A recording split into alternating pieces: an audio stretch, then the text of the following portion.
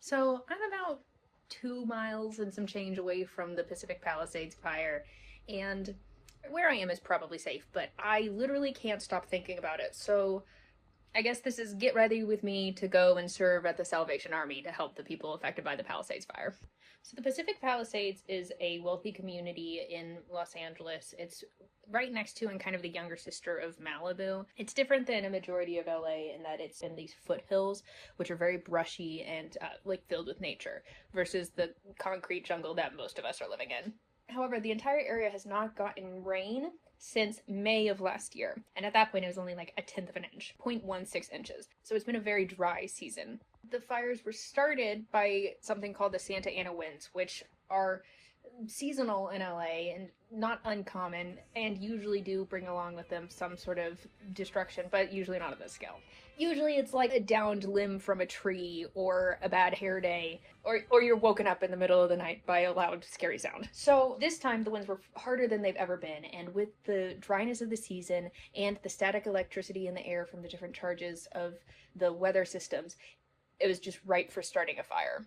It also started a couple of them. The Eaton Fire, the Lydia Fire, basically all of these hilly, brushy areas where people in LA like go to hike caught ablaze. Oh my gosh, Runyon Canyon is another famous hiking spot, and that one caught on fire too.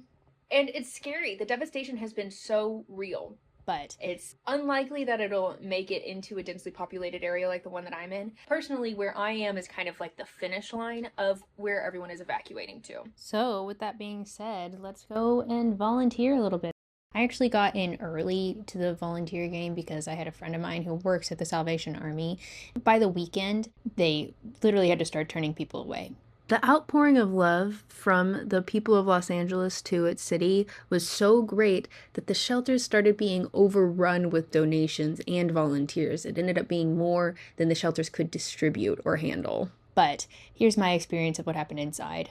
When I arrived at the center, the Red Cross and Salvation Army were on site orchestrating dinner, and they were specifically serving warm, comforting food: pasta, chicken, fish, beans, cooked veggies, as well as a salad. That's one of the things that I didn't know before this experience, is that organizations like the Red Cross and Salvation Army, they have systems in place for this exact type of event.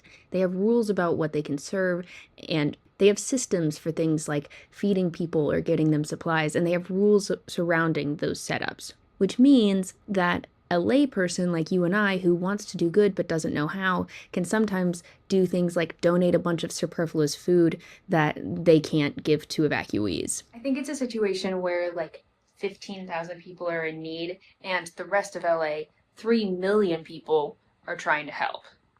Luckily, for any superfluous donated food, we ended up being able to hand it off to some homeless shelters around the city, and they were very grateful for that.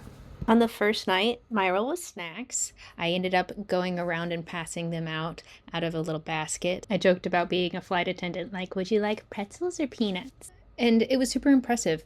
The gym had been transformed into a sleeping area, and the lobby had a hub for clothes and supplies, but there was also news coverage that played, which was honestly kind of rough. It was this dreary background to what was fighting to be a friendly or at least encouraging atmosphere. But even so, there was still humor. All this stuff so you can have something to drink and eat. I just saw dark. It is blue. The different flavors. Almost. There's a little old lady who, while she was creaking by on her little walker, under her breath, so only that I could hear it, she started singing, "It's the end of the world as we know it." It was pretty funny. So there's a bit of dark humor in the air, too. Adorably, there was also a quiet room for the pets. Apparently, one of the dogs, their triggers was the emergency alert sound, which, I mean, honestly, same. Like, everyone in LA County got the mistake emergency alert, followed by the lol JK emergency alert. Okay, hey, emergency alert system, just a note, maybe we have a slightly different sound for when everything is terrible versus if I just need to disregard something and everything's actually fine. Please don't give me 2 heart attacks in a row. Thanks. Oh my god.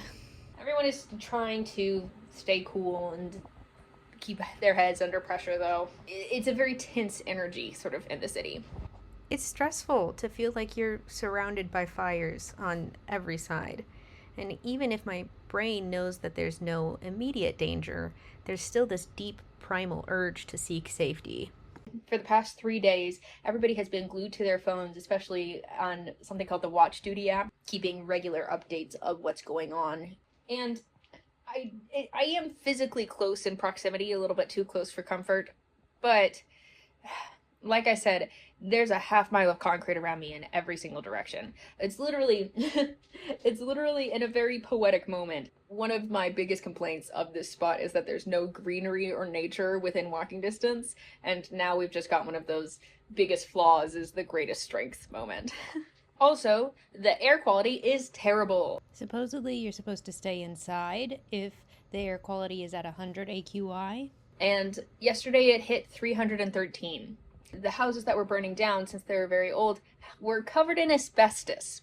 So that's the air that's out there in Los Angeles right now. Back to the shelter. There were some news crews there and elected officials, including Gavin Newsom's wife, who gave an interview.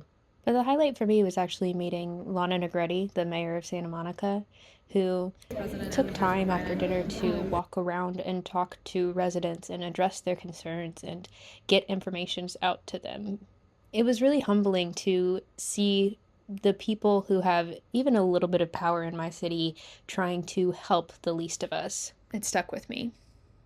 People who are not from Los Angeles like to hate on this city and call it a garbage hole, and I mean it is, but it's my garbage hole. No, that's not true. What people don't realize about LA is that it's gigantic. It's like if somebody stepped on New York and then scraped it off on the beach. But it is so big that people can have vastly different experiences of the city and both can be valid. But right now, what I'm seeing is a lot of unification and grief and coming together to care for this tragedy. There's been people offering to take care of pets, people offering to take care of horses also, which I didn't think was possible. Energy-wise, I will say, however, everyone seems to be very heartbroken, if not very tense and trapped. Somebody online referred to it as a citywide trauma bond, and that's accurate. It's hard and sad and scary and heartbreaking because this is my city.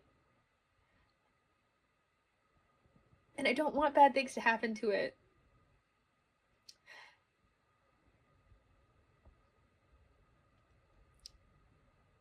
It's gigantic and it's a mess and it's a garbage hole, but it's my garbage hole. I made a joke early on about it feeling like we're living in Pompeii, and it really is just one of those weeks where you feel this kinship for people of the past who have faced the same thing, who have had disasters for generations and generations.